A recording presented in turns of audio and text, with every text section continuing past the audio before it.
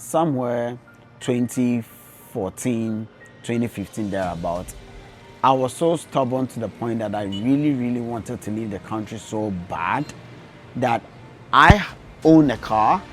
I used to have a Hyundai Elantra, and I had to sell. I sold that car in the name of I'm going to UK. Eventually, it did not go on well. The connection man, the people involved, they all squandered my money. So I lost everything that I had as at that time.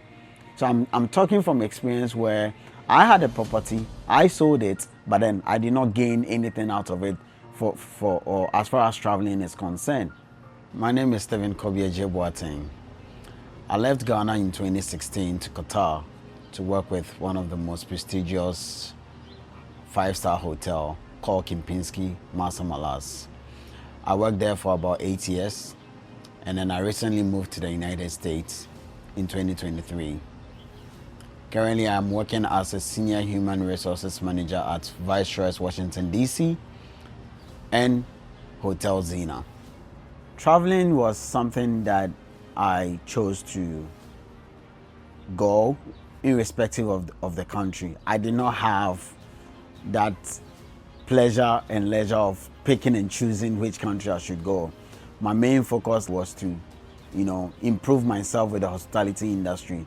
So whichever door that opens outside Ghana that is more or less into my career field, that was what I chose to do.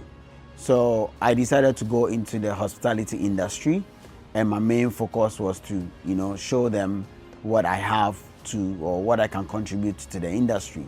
And lo and behold, it has been amazing. It has been fantastic during that time. At the time of moving Ghana, I wasn't scared about the news that was circulating in Ghana as far as the people passport being seized and all that.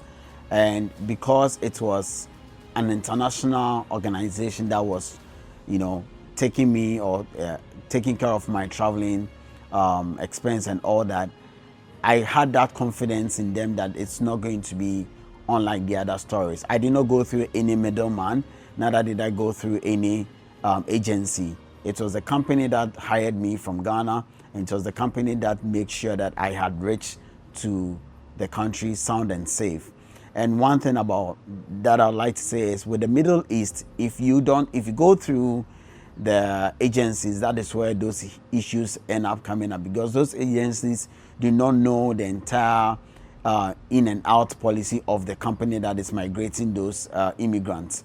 But then if you go through from the first-hand employer, that makes your life quite easy and very simple as far as your traveling experience is concerned. My culture shock was on Sunday. I was getting ready to go to church, and then I was told that there was no church on Sundays. So if I have to go to church, I have to go to church on Fridays. That was something that it was completely new.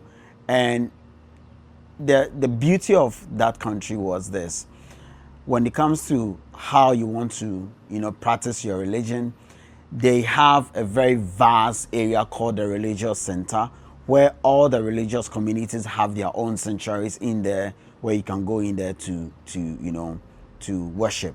So those were some of my, my cultural shock that I had. Other than that, I'm a people person, and I am very curious to know what others do. So I wasn't too much, it did not take me too much surprise with regards to their culture, with regards to their food, and then also how to get myself accumulated with them as far as their language is concerned, and so on and so forth.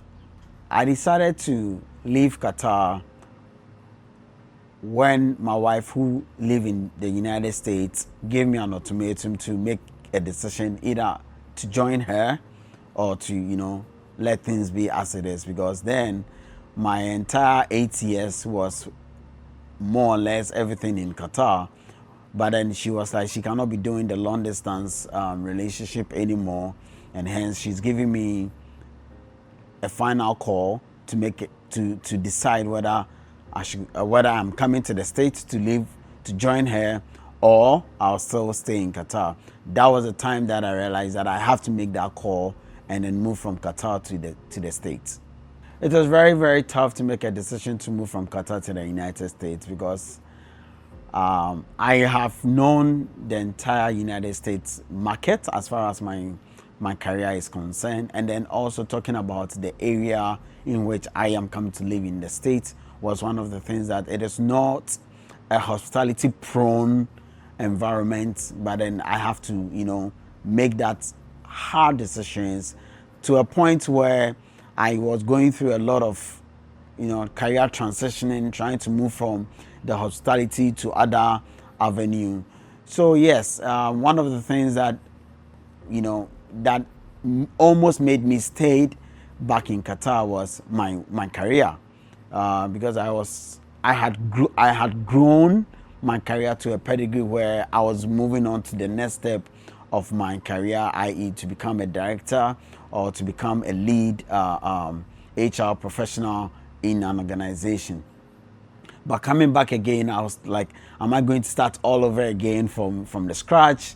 That was a very, very tough one too. But then I was like, you know what? Just as I went to Qatar to start from the scratch and then I build my career, I can also do the same thing here in the United States. The United States received me very well. And I'll always say that before you travel to any country, there are two things that you need to look out for. One, what belief are you traveling with? And then two, who are the people that are going to receive you, or who are the people that you're going to live with? When I came to the States, I think I have had the best experience so far. I've heard a lot of stories as to how people got here and how they are, they are trying to find their feet, or they are trying to get the American dream that they are looking out for. I think when I came to the States, I was already living the dream before I came to the States. And it has been so well, thanks to my wife family especially. They made sure that every single thing that I need in order to survive, in order to sustain for this country, for me to love this country, the United States, they will support. And that is something that it has been wonderful ever since I came to the States. My first job in the United States was, I was an Uber Eats driver. I began doing that delivery on August 2nd, 2024. And my first delivery, my first pickup was McDonald's on the Route 1 road. And then it was just less than a mile to where I'm supposed to deliver it. And I remember calling my wife that, hey, I've gotten my first delivery. And she was like, really? I said, yes. So yeah, I did that. And that is a story that I am so much, I feel proud of doing that, because during the time of doing my Uber period, I learned a lot. I learned how to use the GPS in America.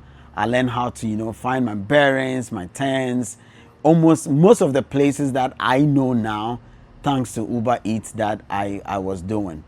And after that, before getting my second job, Uber Eats closed up on me. I.e., they took my right as to become an Uber Eats driver, because they said there was some kind of a complaint here and there.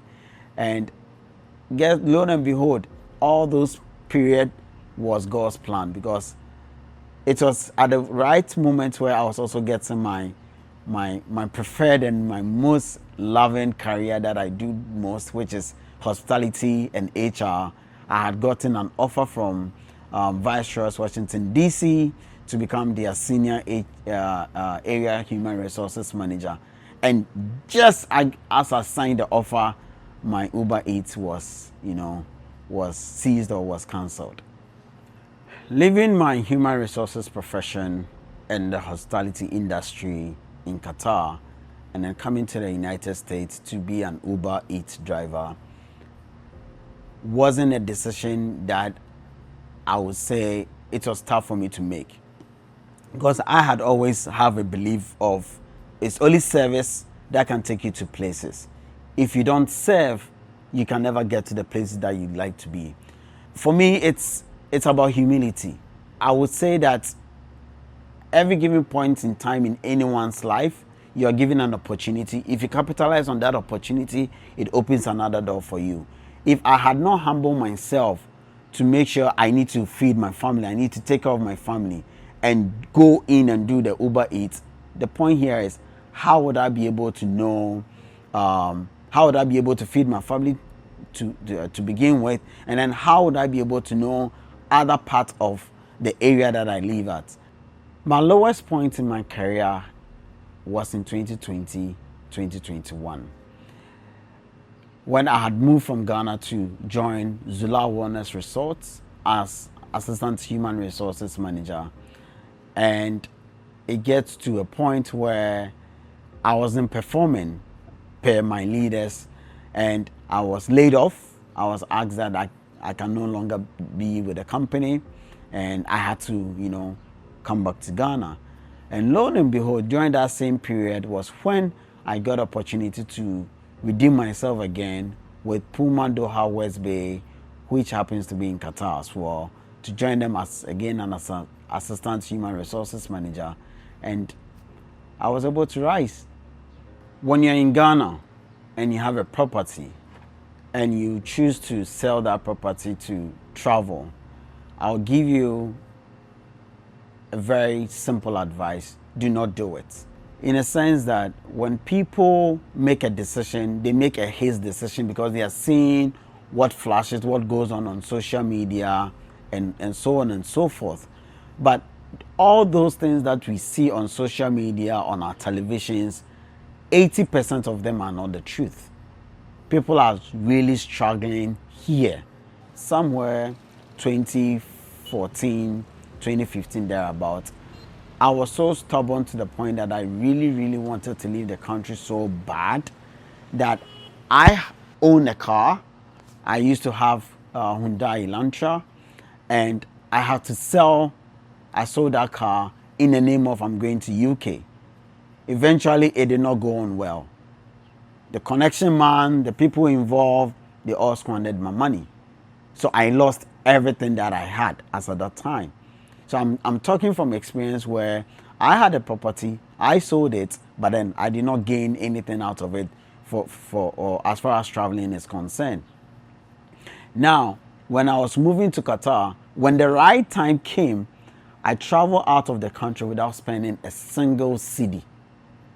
And hence, that is why I say that when you set yourself to travel, allow yourself to give the time, the appointed time that will happen for you to travel. If you rush to get yourself out of the country by selling your property and going through a connection man, you end up in the places, or you end up in a country where you never chose to go. If you want to migrate from Ghana to Qatar in the hospitality industry, build your profile on LinkedIn, and then make sure that you are contributing to the industry, what is needed, the challenges, what kind of solutions you have, because those are some of the things that when you apply your job or when you apply any organization in Qatar, they go on LinkedIn to check your profile, to know who you are. They try to understand, are they making the right decision? Remember, they are investing in your career. So they need to make sure that whatever that they are investing in, they are going to get a good returns out of it. My final advice that I'll give to anyone is, everything that you're doing, remember that you're doing it for others to gain benefits from. Just as you use your mobile phone, if somebody had not sat down to know that there is a need for others to use their mobile phone to communicate, to have connection with people, the person wouldn't have been able to break the markets like that. So it is always important to understand that if you serve, you gain a lot. But if you don't serve, you don't happen to have anything in life. And then also, let's be humble in life. Let's be humble in life, because as we always say, life is too short. Live it as and when you live. But then as you live it, make sure that you live it not under somebody's, or not on other expense, but you live it in a sense that you're serving others, so that they can also live with you and enjoy the same life together.